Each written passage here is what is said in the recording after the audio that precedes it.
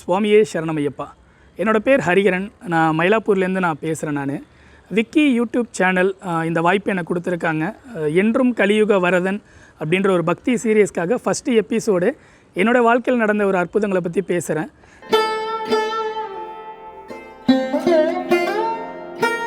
பகவான் தர்மசாஸ்தா எல்லாருடைய வாழ்க்கையில் ஏகப்பட்ட அற்புதங்கள் பண்ணியிருக்காரு. என்னுடைய வாழ்க்கையில் எனக்கு வினவு தெரிஞ்ச நாள்லேருந்து இந்த நிமிஷம் வர என் வாழ்க்கையில் நிறையாவே அற்புதம் பண்ணியிருக்காரு. அதெல்லாம் உங்ககிட்ட பகிர்ந்துக்கிறதுல ரொம்ப சந்தோஷப்படுறேன். நான் என் பேர் ஹரிகரன். அந்த பேரே எதுக்கு எப்படி வந்தது அப்படின்னு பார்த்தீங்கன்னா, என்னுடைய அப்பா அவருக்கு முதல்ல ஆண் பிள்ளை பிறக்கணும் அப்படின்றத ஐயப்பன்ட்ட வேண்டிக்கிட்டு முதல் பிள்ளை ஆண் பிள்ளையாக நான் பிறந்ததாலே எனக்கு ஹரிகரன் எனக்கு அவருடைய நாமத்தை இட்டாங்க. இன்னிலேருந்து இந்த நிமிஷம் வரைக்கும் எனக்கு என்னென்னா ஒரு பிரச்சனை அப்படின்னா முதல்ல என் வாயில் வருது ஐயப்பன் தான்.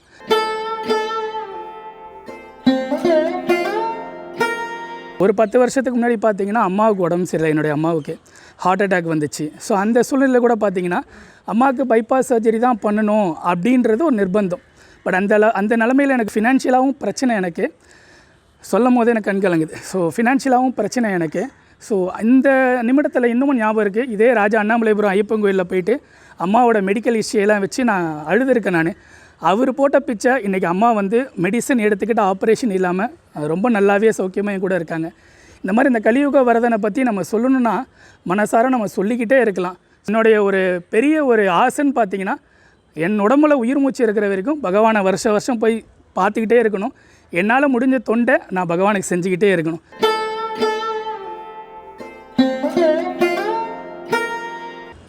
பொதுவாக பார்த்திங்கன்னா தானம், தர்மம், அன்னதானம், பகவானுக்கு சேவை செய்கிறது, இந்த மாதிரி நிறைய விஷயங்கள் நம்ம பெரியவங்களாம் சொல்லுவாங்க. இதில் இந்த 4வது நான் சொன்ன இந்த பகவானுக்கு தொண்டு செய்கிறன்ற இந்த வாய்ப்பு எனக்கு கடவுள் கொடுத்தாரு. இது எப்படின்னா, நான் படித்தது ராஜாமுத்து ஹையர் செகண்டரி ஸ்கூலில் தான் நான் படித்தேன். ஸோ என்னுடைய ஸ்கூல் படிப்பு காலம் போதே பகவானுக்கு எனக்கு பெரிய ஒரு கனெக்ட் இருந்தது. ஸோ நான் என்எஸ்எஸில் இருந்தேன். அந்த டைம் வடசபரின்னு நம்ம இன்றைக்கி அழைக்கிற ராஜா அண்ணாமலைபுரம் கோயிலில் சர்வீஸ்க்கு போவேன். ஸோ அன்னைக்கு ஒரு ஸ்கூல் பருவத்தில் அந்த ஒரு விஷயம் எனக்கு ஒரு சர்வீஸ் போகிறோம் அப்படின்றது பெருசாக இல்லை. ஆனால் இன்றைக்கி நான் அதை உணர்கிறேன். நம்ம வாழ்க்கையில் எவ்வளோ ஒரு பெரிய ஒரு புண்ணியம் பண்ணியிருந்தா பகவான் பக்கத்திலே அந்த ஒரு சர்வீஸ் பண்ணும்போது பகவான் பக்கத்தில் இருந்து பெல்லடிக்கிறதா இருக்கட்டும், பகவானுக்கான மாலை எடுத்துறதா இருக்கட்டும், எல்லாருக்கும் அந்த வாய்ப்பு கிடச்சிடாது. ஸோ அவர் பக்கத்திலே இருந்து சர்வீஸ் பண்ணுறது ஒரு பெரிய ஒரு வாய்ப்பு எனக்கு பகவான் கொடுத்துருக்காரு. அங்கே சர்வீஸ் பண்ணும்போது எனக்கு விக்கி எனக்கு நண்பரானார்.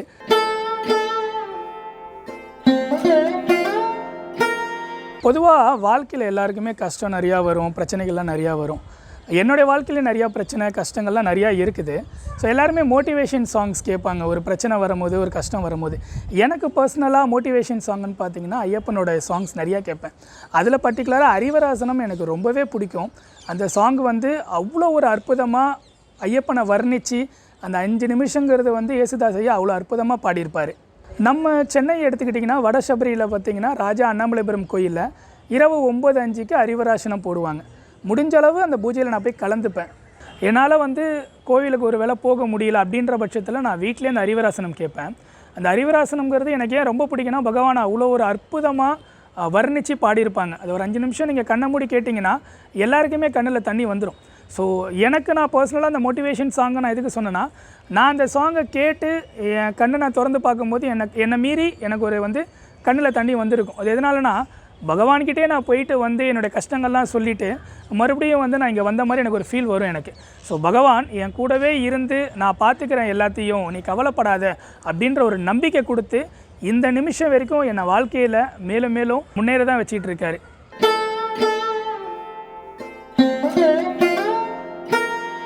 ஏழாவது வயசுலேருந்து ஐயப்பன் கோயிலுக்கு போயிட்டுருக்கிறேன். சபரிமலை போயிட்டுருக்கேன். இது வரைக்கும் ஒரு 21 வருஷம் போயிருக்கேன். 7வது வயசில் முதல் முறை நான் பெரிய பாதை போனேன். அதுக்கப்புறம் பெரிய பாதை போகிறதுக்கான சந்தர்ப்பங்கள் எனக்கு கிடைக்கல.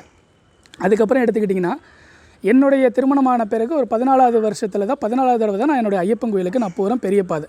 ஸோ பெரிய பாதை போகும்போது எல்லாருமே சொல்கிறது தான் மலையேற்றம் கஷ்டமாக இருக்கும் அப்படின்றது. அந்த மலையேற்றம் கஷ்டமாக இருக்குன்றது கேள்விப்பட்டிருக்கேனே தவிர அதை நான் உணரலை.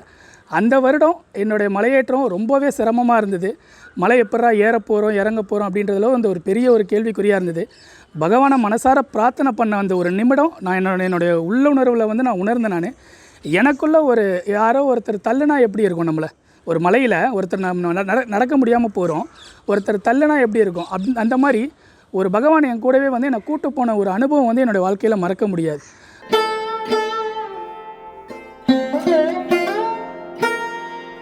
அதே மாதிரி என்னுடைய குழந்தை வந்து இந்த வருஷம் யாழினி அவள் பேர். இந்த வருஷம் முதல் வருஷம் வந்து கன்னி பூஜை போட்டு இந்த வருஷம் நான் கூப்பிட்டு போனேன் அவளை சுவாமி கோயிலுக்கு. நான் கூப்பிட்டு போனேன் ஐயப்பன் கோயிலுக்கு. இந்த வருடம் சபரிமலை எப்படி இருந்தது நம்ம எல்லாருக்குமே பரிச்சயமானது தான். கூட்டம் எப்படி இருந்துச்சு, கட்டுக்கடங்காத கூட்டம் இருந்துச்சு. அதுக்கு மத்தியிலையும் ஒரு அருமையான தரிசனத்தை எனக்கு பகவான் கொடுத்தாரு. சுவாமியோட தரிசனத்தை குழந்தைக்கு கொடுத்தாரு. இன்னொன்று பார்த்தீங்கன்னா, என்னுடைய வீட்டில் வந்து நான் ஒரு கன்னி பூஜை பண்ணணும், முதல் வருஷம் பூஜை பண்ணணுன்றது வந்து ரொம்ப நாள் ஆசை. பட் அதற்கான வாய்ப்பு அமையலை. நிறையா வந்து நான் வந்து வாடகை வீட்டில் இருந்தது, நிறையா சூழ்நிலைகள் இருந்தாலும் எனக்கு வாய்ப்பு அமையலை. இந்த நிமிஷம் இன்றைக்கி நான் என்னுடைய சொந்த வீட்டில் இருந்து நான் பேசுகிறேன் மயிலாப்பூரில். இந்த வருஷம் நான் கன்னி பூஜை போட்டேன். ஸோ பூஜை போட்டது பார்த்திங்கன்னா டிசம்பர் 3ஆம் தேதி நான் போட்டேன். நான் எல்லாருக்குமே தெரியும் டிசம்பர் 4ஆம் தேதி இந்த மிக்ஜாம் புயல் அப்படின்றது வந்தது நமக்கு.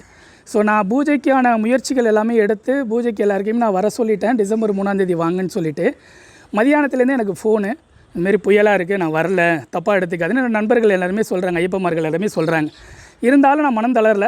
ஐயப்பன் எல்லாத்தையும் பார்த்துப்பார், அவர் பூஜையை நடத்தி வைப்பார் அப்படின்ற ஒரு நம்பிக்கையில் என்னுடைய ஃப்ரெண்டு ஒரு நண்பர் மூலயமா ஒருத்தர் பஜனை செய்கிறதுக்கு ஒரு குருக்களை வர சொல்லியிருந்தேன். அருண் குருக்கள்னு சொல்லிட்டு வந்திருந்தேன். அவர் வந்திருந்து பூஜையை நினச்சி பார்க்க முடியாத அளவுக்கு நடத்தி கொடுத்துருந்தாரு. ஏன்னா பூஜை ஆரம்பித்த ஒரு 10 நிமிஷம் ஐயப்பமார்கள் யாருமே இல்லை, ஒருத்தர் 2 பேர் தான் இருந்தாங்க. அடுத்த ஒரு 10 நிமிடத்தில் பார்த்திங்கன்னா என் வீட்டில் நிற்க முடியாத அளவுக்கு ஐயப்ப பக்தர்களும் என்னுடைய ஃப்ரெண்ட்ஸ் சர்க்கிளும் வந்து அந்த பூஜையை வந்து அவ்வளோ ஒரு அற்புதமாக நடத்தி கொடுத்துருந்தாங்க. அது என்னுடைய வாழ்க்கையில் ஒரு மறக்கவே முடியாத ஒரு சம்பவம்.